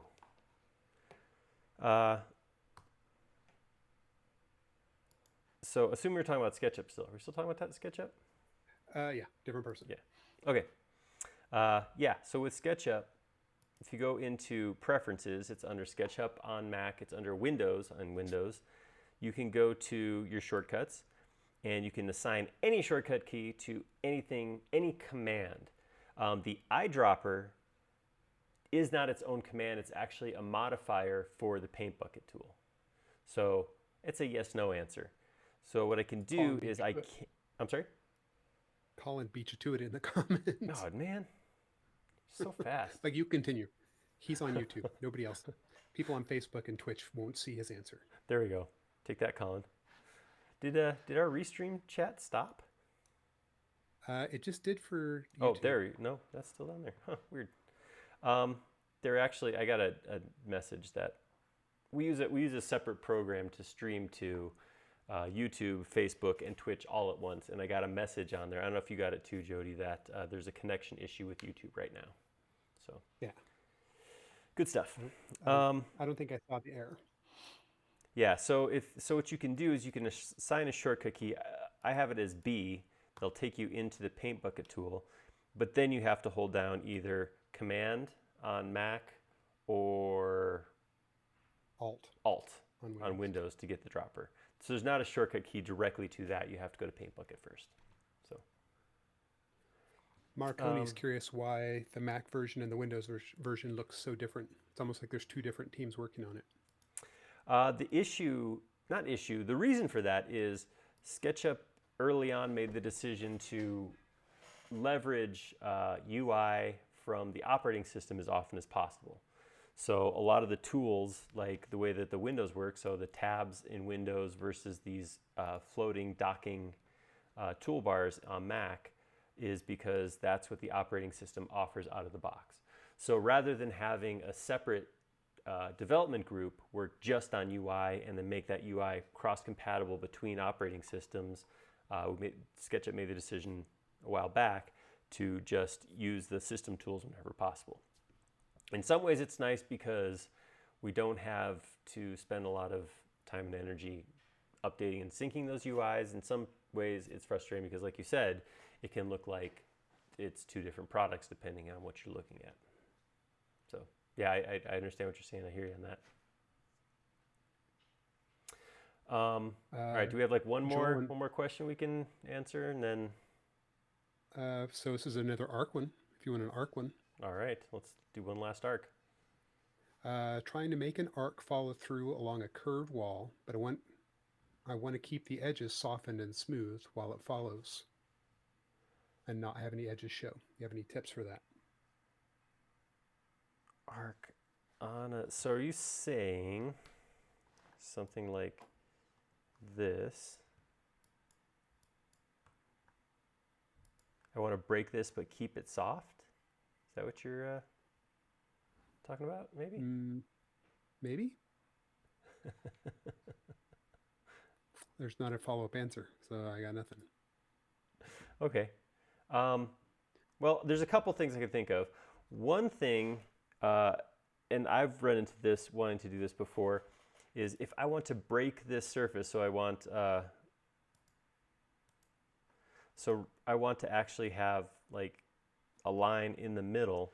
What you can always do, if this is what you're talking about, is grab these lines, modifier key, and copy them to break that surface. So that's going to give me two separate surfaces just by taking the lines from the top and moving them down. If you're talking about trying to draw an arc like this across a curved surface, that's when you get into tools like surface tools. Tools on surface is an extension that lets you actually put geometry onto curved surfaces like that. So if that's what you're talking about, check out tools on surface, because it's a nice little extension to let you do that.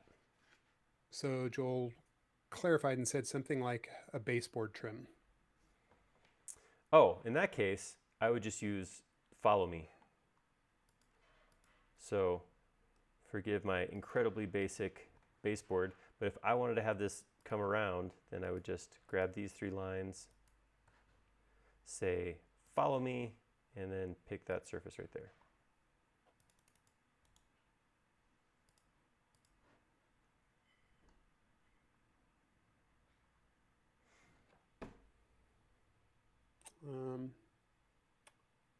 There's a handful of questions in here, but I don't know if we've got much time left. Yeah, how about, all right, let's do two more. Last two. Oh, well, that one's not going to work. What are the new features going to be in SketchUp, which we don't talk about? That's a secret. Yeah, so, well, just to address that question, we don't talk about future stuff. We're a publicly traded company, and every time an employee joins the team, they sign a big stack of papers that says you won't talk about anything that's not released, and that's why we don't do it. I had to call it out, because we've had people get on the forums and argue with us about this, saying, well, blah, blah, blah company talks about what they're going to release all the time, and that's awesome. That's cool that companies do that. Our company has said, if you're an employee, don't do that. And that's why Jody and I don't do that. So hopefully you're okay with that, because we don't have a choice. We can dance around the issue all day long, though. Yeah. Really good at redirecting, deflecting. So here's one. Why should we get inside the group to push-pull the surface while we can push-pull it from the outside? I'm not sure if they've used push-pull properly, if they tried to do it from the outside. Yeah, once something's a group, you can't directly interact with the geometry. So I can't push-pull from the outside unless I double-click and come inside. So I don't know. I don't quite understand what that question is.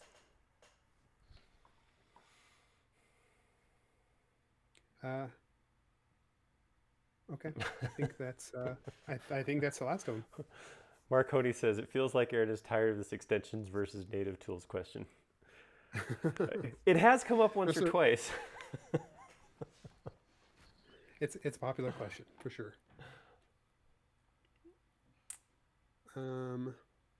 Well, one last question just popped in from Facebook. Yeah, all right, this is it. When doing an architecture, all right, when doing an architecture model, say a building, for example, and the walls of the building are on different groups, when I apply the same texture, say a brick texture, to the wall on the different groups, the texture pattern is scaled differently from group to group. I have to go into the model and take all wall groups and put them into one group to get the same texture scale the same. I would guess it's something along these lines. So if I make a wall here, again, this is one of those where if you have a specific example and you're willing to come over and post it to the forum, we could take a look at it. I'm guessing, based on what you're describing, it was something like this. If I scale the outside of this, when it applies the same material,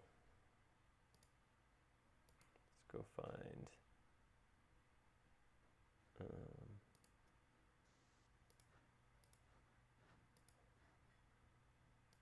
if I apply the same brick material to both these walls, you can see the different sizes of the bricks.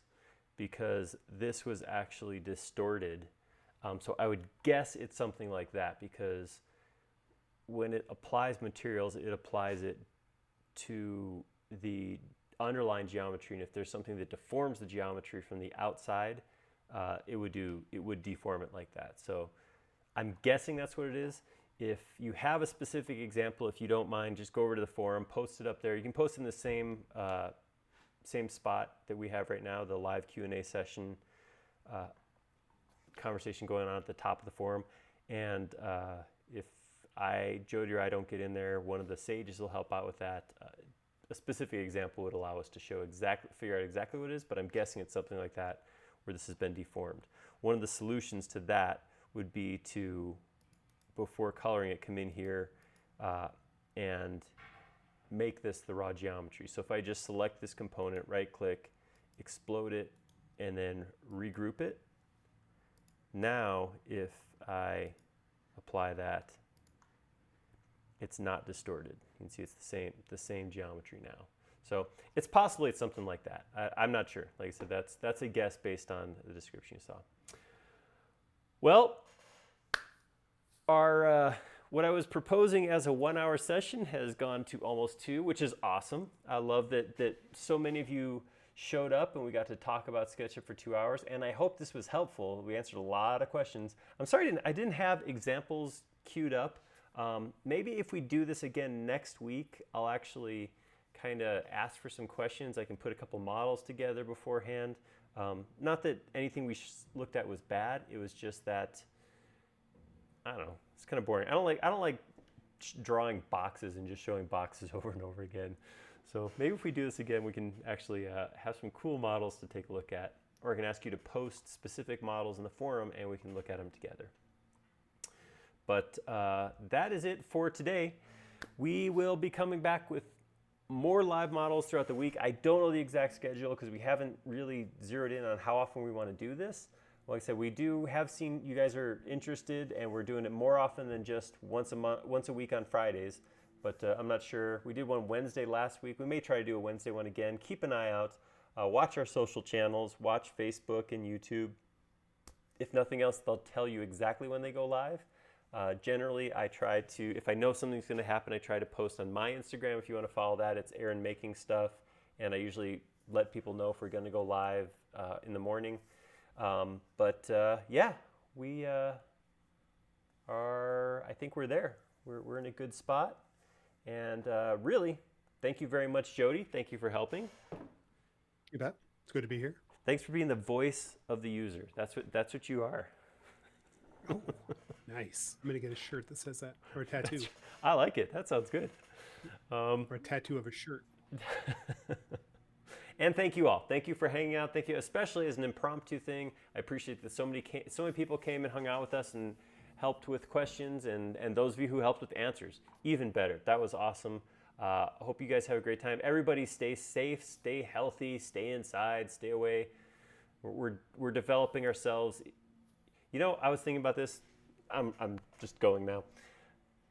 It was not that long ago that people were complaining about how our society was, interacting with people through small screens and not interacting face to face. And now we've got the whole government telling us that that's how we got to live our lives. Just an interesting thought, And the weird thing is my kids, who are supposedly the generation who's at risk for, losing social skills and inability to interact, are hating this. They want to see their friends. They want to hang out. They want to go do stuff. Oh, it's a crazy time, man. Crazy time. On that note, thank you all for hanging out, spending time with us. We appreciate it so much. You guys all have fun, stay safe, and we'll see you next time. Thank you.